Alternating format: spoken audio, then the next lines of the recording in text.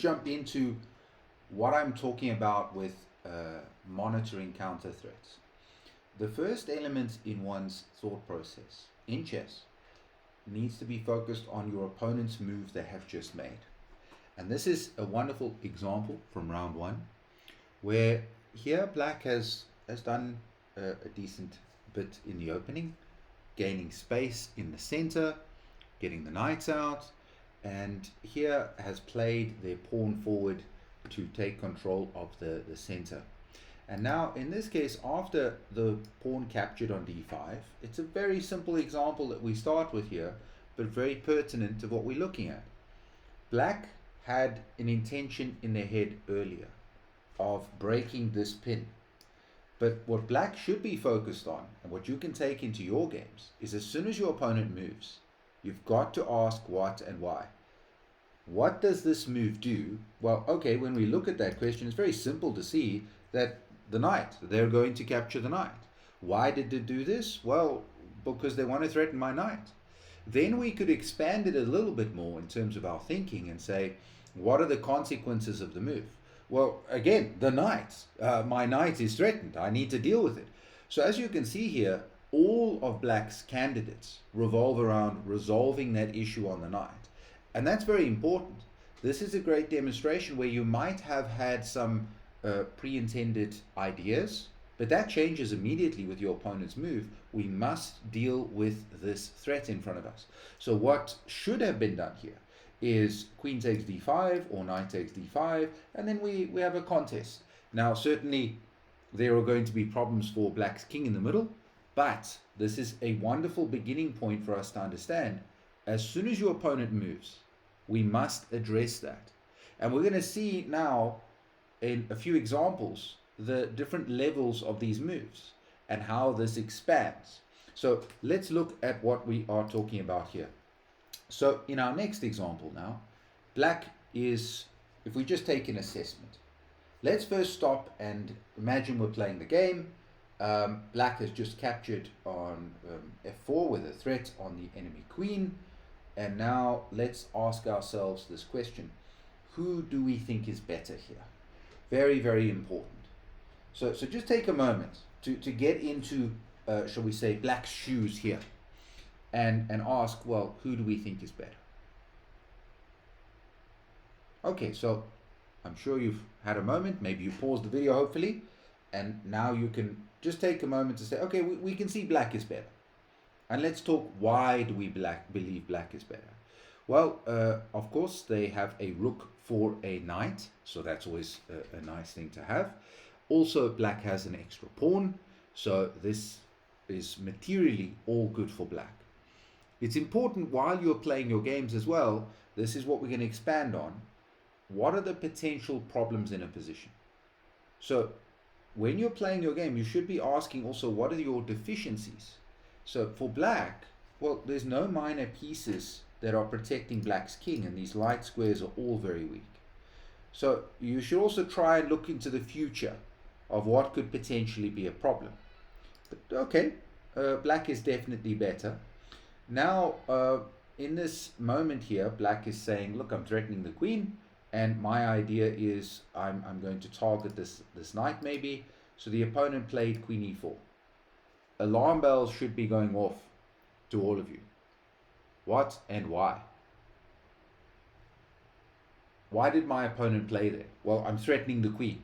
And this is the unfortunate problem for black in this position, is black made this mini error, shall we say. They only asked, why did they play there?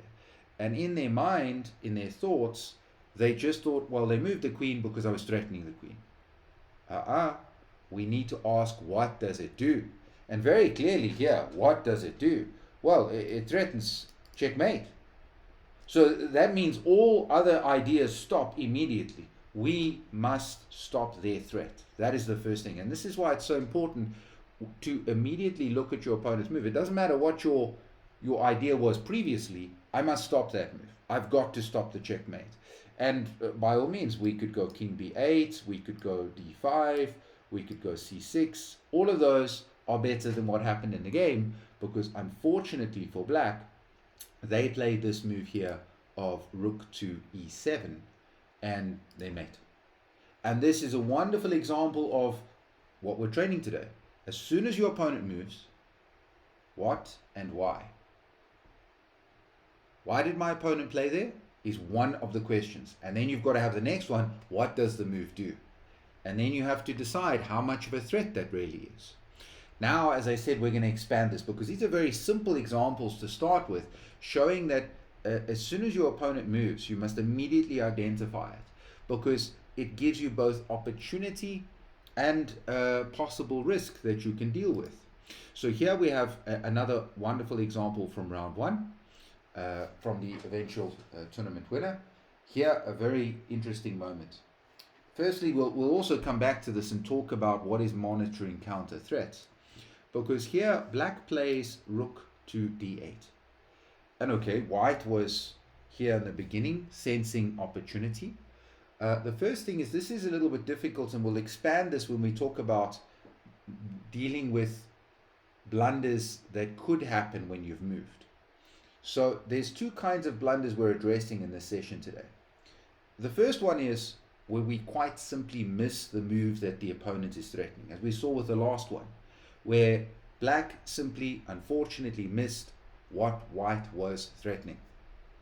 Now, there is a different kind of blunder, where that we're going to concentrate on in our next part, but I'm going to introduce it here, is exactly what's happened to black, where black, in this position, a7 is not threatened. But the only way the blunder happens is with black's move. So black's move makes the blunder. Now, how can you avoid that in your games? Because you've all had it. I know right now that I mentioned that, where you make a move, and as soon as you make a move, oh no, my opponent can take here. Oh no, my opponent could do that. Now, how do we deal with it?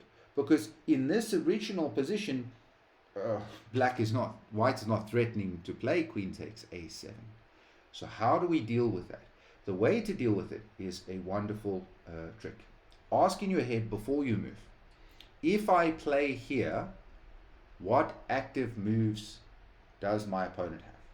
And that's very important. So black here should have played in their mind's eye and said, if I play rook d8, they can take on a7. That's the active move that they have.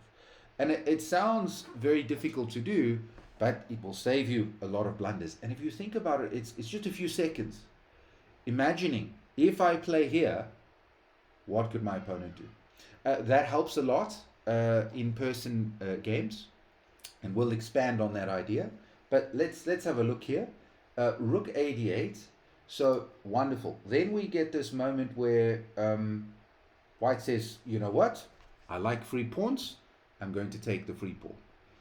Black now, I have no idea if they intended this or not, but black then decides, well, okay, I can't just give up the pawn. I need to get something. I need to try trap the queen. And here's where it becomes so important of that what and why. My opponent, I'm white. My opponent has just played c5. What and why? Why did my opponent play there? What does the move do? What are the consequences of the move? Before we think about anything else, this is vitally important for us to look at. So I want you to just take a moment, pause the video, and think here. If you have a pen and paper, wonderful. Try and write it down. The writing process will really help formalize your thinking to train the skill set. But try and answer those three questions that we identified. Why did my opponent play there? What does the move do? What are the consequences of the move? Okay, great. So hopefully you paused and you figured it out, and now you can see on the page the danger that is existing is very, very clear. Is that in this situation, we can see that we are threatening the rook moving to a8. It's going to win the queen. So this is alarm bells in this position. The rook is threatening to win the queen. Okay, so whatever we do now in this position as white means that we must address that. How do we find that is the threat? How do we go through this process? Well, the first theme is, when they've played here, we need to ask, why did my opponent play there? I was not threatening this pawn. So what is their new threat? Okay, if we just focus on the pawn, maybe my opponent wants to push pawn c4. Let's examine. And this is a wonderful trick when you're identifying threats. Give your opponent a move in your mind's eye. Say, okay, I give you the move. What are you going to do with it? So pawn to c4. Okay, you're threatening my bishop. I can move my bishop out of the way. Am I going to lose the bishop? No, that doesn't seem to be a problem. That's okay. What else might you have done? And this is where we get into what does the move do? Well, it controls d4 and it stops my queen from... Oh, my queen is now very limited. Well, okay. It stops my queen. Well, can they trap my queen? Ah, rook a8. My queen's gone. Okay. Now it also extends, when your opponent plays a move, this is a wonderful skill for the stronger players to start developing. What are the consequences of the move? In other words, especially pawns, every move has a plus and a minus. When you move a pawn, you gain a certain square and you lose another one. So in this case here, they've gained d4, they've gained b4, but they've lost control of d5 and b5. So immediately white needs to say, okay, what are the ways I can rescue my queen? What candidates do I have? Well, I think the first thing would be to say, okay, I can move my queen back to a4. This is an option. And what else could I do? Well, here's a trick. Let's pause the video here. I want you to try and find for white 2 more candidate moves, 2 more options. Remember, the magical number 3 in chess. We're always looking for 3 options. Not more, not less. So good, hopefully you paused, you spent a bit of time and you found it, because this is what we call the critical moment of the game. If white plays well here, they're going to be doing well. If white doesn't play well here, they're not going to be doing all well. They're going to be struggling. So here, hopefully you found 2 other candidates, and all of them deal with d5. The next candidate we could find is the most, I think, obvious, is knight to d5. And it's important for us to see that, okay, I'm threatening the queen, but if they capture, they're now still threatening to go win my queen. What can I do about that? Okay, if I take bishop takes, I'm threatening to take back, and then I will be up in terms of material and position.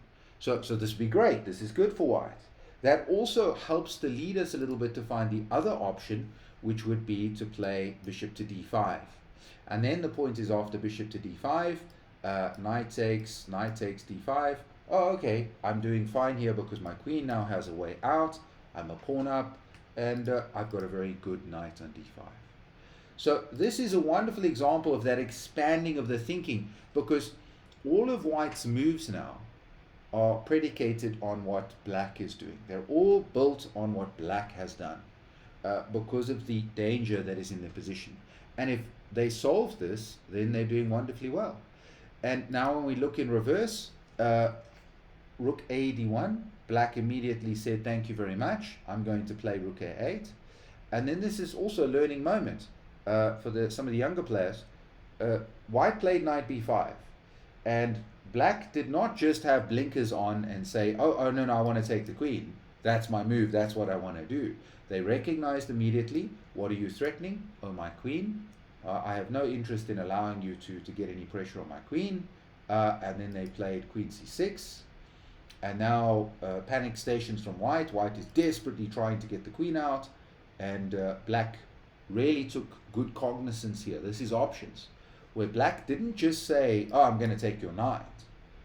Black clearly asked the question, why did you play here, knight d4? Why did you just give me the knight? And it's not a case of a trap.